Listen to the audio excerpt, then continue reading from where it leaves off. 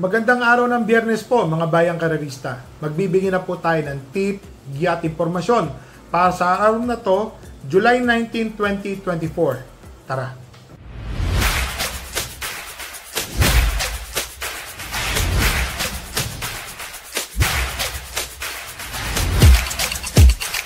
So mga bayang karerista, may hinanda pong 8 karera para sa araw ng Biyernes. Maganda po ang lineup. Makapal po, makapal. Madami. So, ang start time po ng karera ay sa ganap na alas 5 ng hapon. Karamihan po ng karera, 1,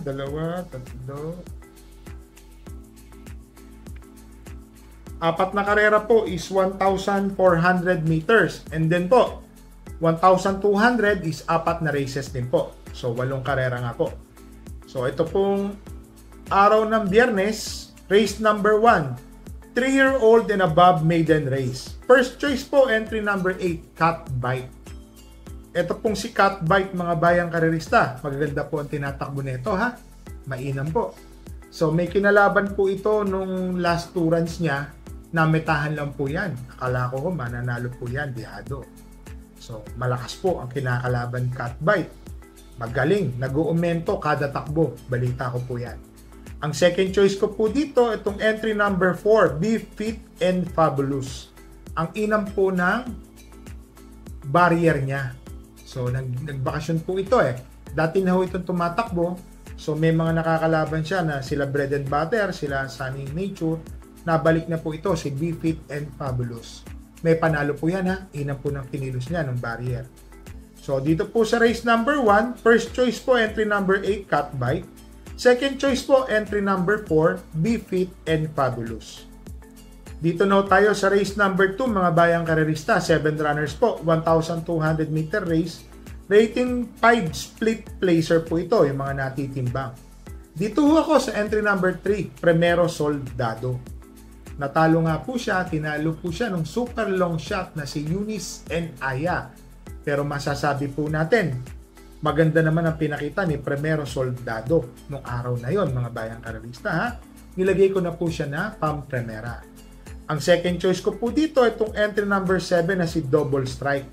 Yamado po yan nung nakaraan, race number 2. Medyo hindi po maganda ang kinilos ng kabayo na to. Nakita po natin, nung binibigyan po, kala ko tutuloy, medyo parang hindi po kulang, parang kinulang. Yun po yung tamang salita. Kinulang po yung karera. Pero tingin ko po ngayon, baka nagbatak lang po ng huling takbo yan, mga bayang karerista. Ang third choice ko po dito, itong entry number 5, Auspicious. Ito po ang magdadala ng marcha dito. Sa tingin ko po, kung wala pong habol, makakadikit sa pacing ni Auspicious, tingin ko po kaya pong tumapos nito. Minus 4 kilograms pa po ito ha, GL Ciego Jr. Sa tingin ko po, malaki po ang panalo. So dito po sa race number 2, first choice po, entry number 3, Primero Soldado. Second choice po, entry number 7, Double Strike. Third choice po, entry number 5, Auspicious. So, dito na ho tayo sa race number 5. Race number 3, 6 to 10 split ang ratings po niyan. 11 runners po. First choice po, entry number 10, Sundance. So, pabor na po sa kanya yung distansya na 1,400 meters. Sa tingin ko po, malaki na po ang panalo ni Sundance. Medyo gumaan din po ang laban niya ha. Tingin ko po yan. Ang second choice ko po dito, itong entry number 6, Laguna de Bay. So, ito pong si Laguna de Bay, JB Ponce po ang papatong. Tingin ko po malaki po ang panalo niyan. May mga takbo po itong nasisigundo na tersero. Magaganda po ang tempo.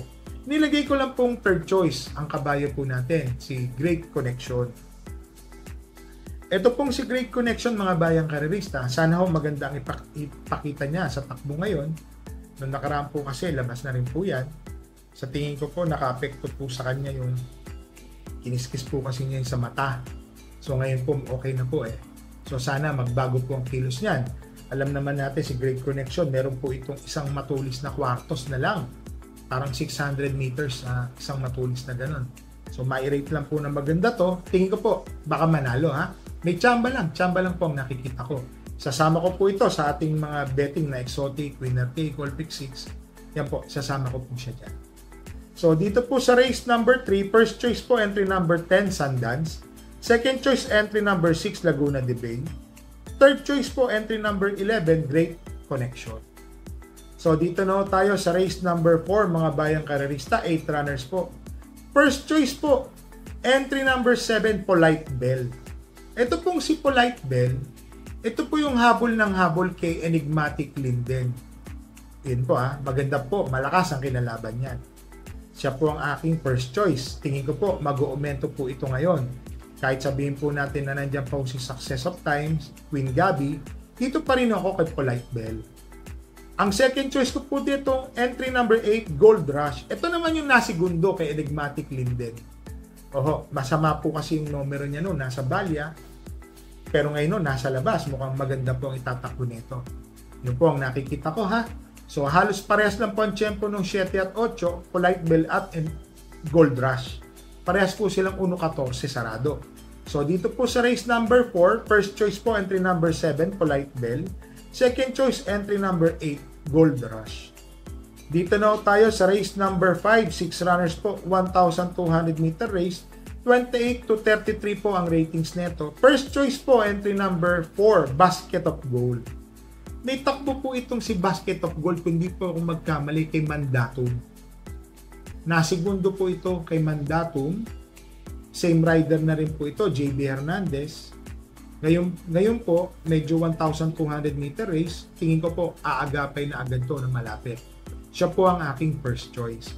Ang second choice ko po dito, itong entry number 2 na Sandigan. Matuling kabayo po ito, mga bayang karalista. Tingin ko po ito ang magdadala ng marcha. So para sa akin po, si Sandigan po, malaki din po ang panalo niya.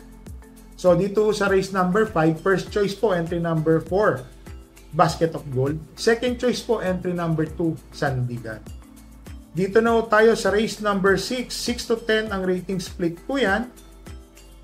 8 runners po. First choice po, entry number 3, Rancheros.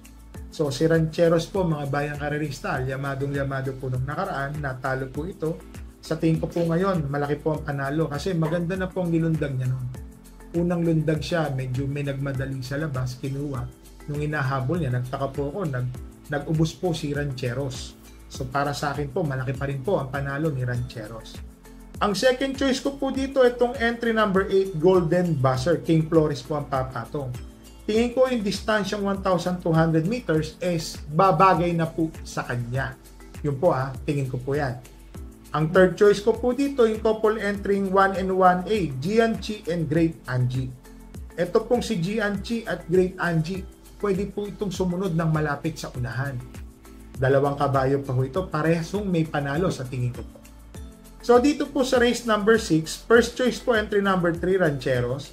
Second choice entry number 8, Golden Buzzer. Third choice po 1 and 1A, Gianchi and 1A, Great Angie. So dito na ho tayo sa race number 7, 1,400 meter race. 6 to 10 po ang ratings neto, split. So first choice ko po entry number 9, Iris. Mababa na po sa laban. MD De Jesus po, alam naman natin pagka si De Jesus po ang patong, nananalo. Para sa akin po, siya po ang aking first choice. Ang second choice ko po dito, itong entry number 3 na si Sirsha. Nakababa na po ito sa rating 10. Noong nakaraan po, 11 to 15 po ito lumalaban.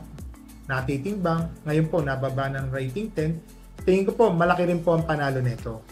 Ang third choice ko po, medyo dihado po ito. Itong entry number 8, Instant Notice. Ito pong si Instant Notice, mga bayang karerista. May takbo po ito na 1.14 sa 1,200 meters. Sa 1,400, nakita ko po 1.30 So, tingin ko po may panalo rin naman po ito. So, mga bayang karerista, dito po sa race number 7, first choice po entry number 9, Iris. Second choice entry number 3, Sirsha. Third choice entry number 8, Instant Notice. So, dito na ho tayo sa rating 22 to 27, 10 runners po, 1,400 meters. May kabayo po tayo dito, Doña Chichay.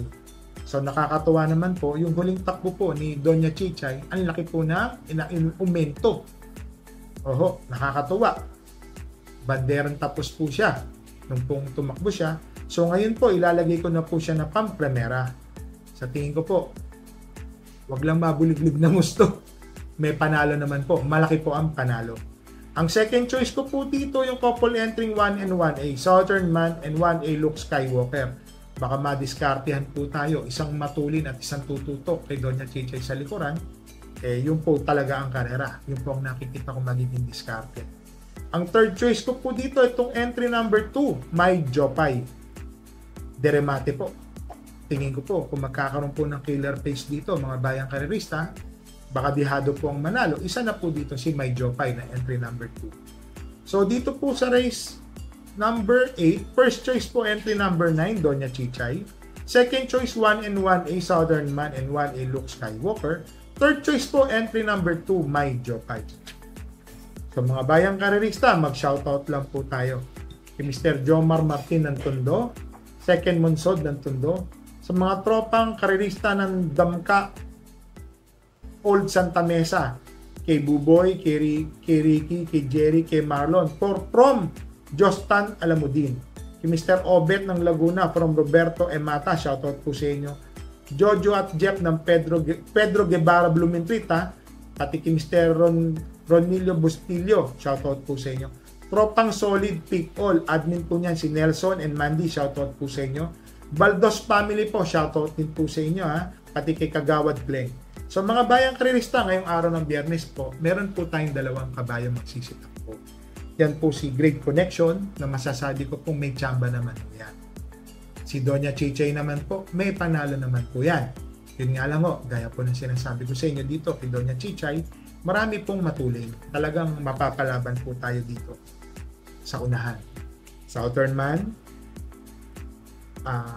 High Society, Feel the Burn, at saka si Doña Chichay. Yan po ang matutuling dyan. So baka madiskartehan po tayo ni Luke Skywalker, mga bayang karerista. So part of the game po yan. Ngayon pa lang sinasabi ko na sa inyo. Si Doña Chichay po, nakita namin. Malaki po ang inumento. Nung huling takbo na 1.29, nag-1.27 po nung huli. So sana po mag-umento pa ho yung kabayo natin. So mga bayang karerista, re-remind ko lang po kayo ha. Ulit, bet small, win big, bet big, lose big. Saka sakuran po ha. Unahin po natin yung budget sa pamilya ha. Huwag po tayo tatayan ng sobrang laki o sobrang mga sobra lang. Huwag po natin tatayan yung mga nakalaan na sa mga pambayad po. So dala po tayo ng payong at tubig po mga bayang karerista, mga classmate. Happy racing po and stay safe po sa inyo.